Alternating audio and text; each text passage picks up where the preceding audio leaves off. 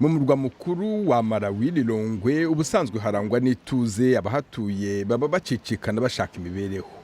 Muri uwo mujyi w'abaturage miliyoni imwe hari abanyarwanda n'abarundi bahahungiye bagera ku 15,000. Babanye neza n'abanyagihugu, ariko impamvu zo kubibasira no gusahura abakora ubucuruzi zingana ururo.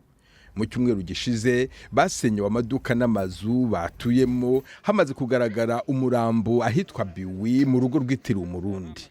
Ayo makuru y'amahimbano akimara gusakara, uduce dutuwemo n'abarundi n'abanyarwanda, dore ko bose babita abarundi twaribasiwe, amaduka yabo arasahurwa, barameneshwa, barahunga. Uduce twatewe tugasahurwa cyane ni Mchesi, Chilinde, Area 23, Area 24, Area 36 Kaperi, Kawale, Kaondo na Chakoma.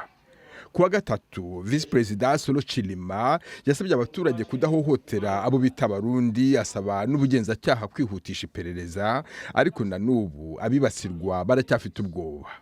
Aho turi ni Biwi, ni hafi ya Mchesi aho ibyo bibazo byahereye.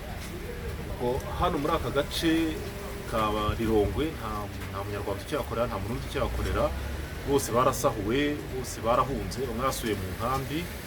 Ngo kuva ku cyumweru ku itariki 2 z'ukwa kabiri 2020 kugeza iki gihe nta n'umwe urafungura, bose baracyafite ubwoba, baracyasahurwa, hari abagisahurwa, baracyafite ubwoba ko bahohoterwa kundi, uburyo gusubira mu buzima busanzwe byo bigoye. Muri 2019 indi nkuru y'impimbano yasakaye ahitwa Kasungu, babeshyira umunyarwanda ko imbwa zirinda igipangu cye zari umwana w'umunyagihugu. Nyamara byaje kugaragara ko yiciwe hanze, ahubwo umurambo we ukajugunywa mu gipangu cye maze imbwa zikawangiza.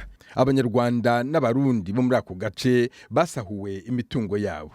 Igipolisi cya Malawi cyatangaje ko abantu 3 bataburuwe mu gace ka Mchesi mu kibanza cyubakwagamo inzu itaruzura, bishwe n'abanyamalawi, ko nta munyamahanga wabigizemo uruhare. Venuste Nshimiyimana, Ijwi ry'Amerika.